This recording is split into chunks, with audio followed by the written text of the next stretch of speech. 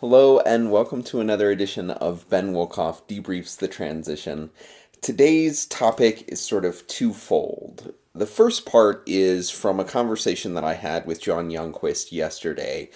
We do these sort of bi-weekly updates for blended and personalized learning, and I brought forward a concern that you have expressed and that I share, that the shift from edtech to personalized learning will not be communicated necessarily to principals or to P20 directors in a way that allows them to have a different expectation for us as a team and for you as individuals who are on learning communities.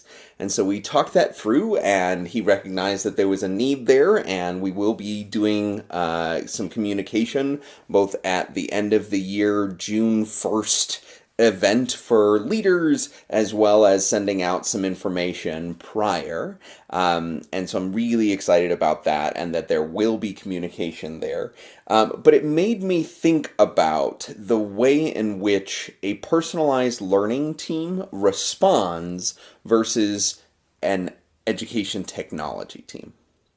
So the reason why this became even more poignant was Jackie's wonderful sort of request for collaboration last night about a email that was struggling a little bit with the idea that Macs are now available for principals to buy for teachers or for teachers to buy on the pick list.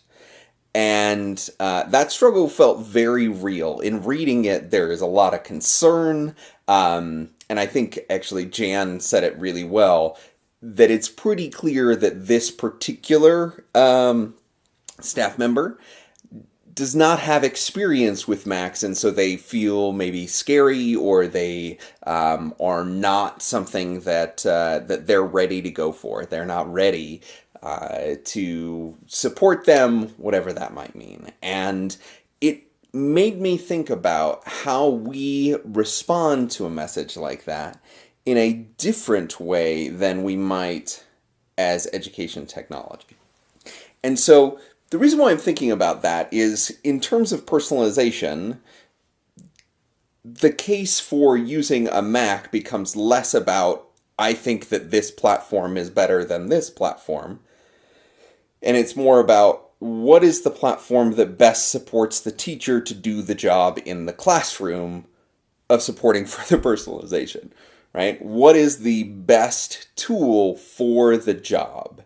And whatever that might be, we talked about yesterday in the personalized learning, co-creating the vision session, the onus being on the learner.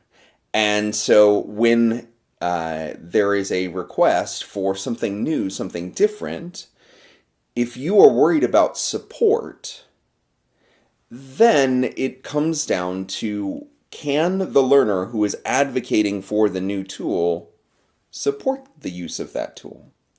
If the teachers who are asking for Macs in their classroom, can they be learners? Can they be not only personalizing through choice, but also personalizing through the ability to know more and to learn more and to problem solve and to troubleshoot and to do those things, because with choice comes responsibility.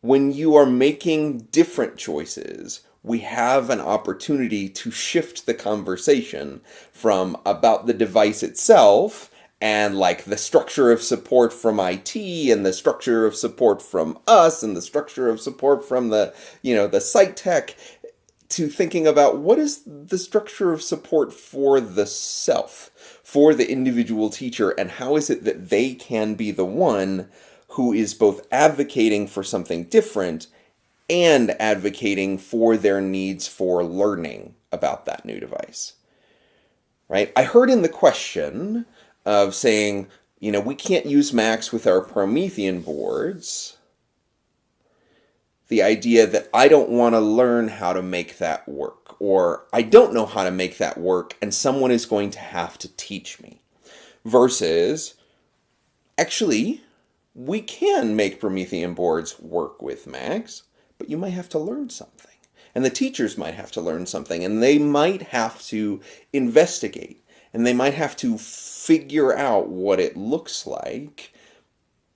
And so I think it sort of shifts for me how it is that we might be able to show up and respond in those conversations, right? There is some level of resistance to change always. That is just how it is. But if we can say, and what is the learner advocating for in terms of their own choice, and what are they willing to do as a learner, and how can we make it about that rather than the device choice itself?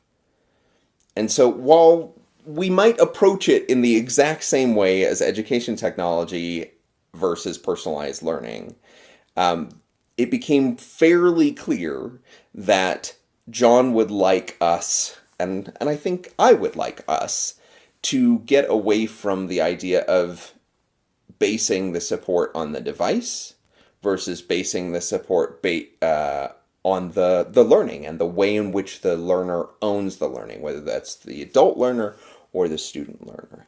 And I think that many of us have done that in our best moments and in the ways that we might. But I think there are going to be more and more opportunities for us to change the conversation from this device versus this device to this way of thinking versus this way of thinking. Or maybe this way of thinking. So that's what I'm thinking about. And so the question becomes, how do we show up as a personalized learning department and communicate as that versus a technology department? And so if you have an answer to that question, that's great. But it definitely made me think that there is a way of approaching these problems that is different, and I want to figure out what that is. I hope you have a great day of teaching, learning, leading, and creating. Talk to you soon.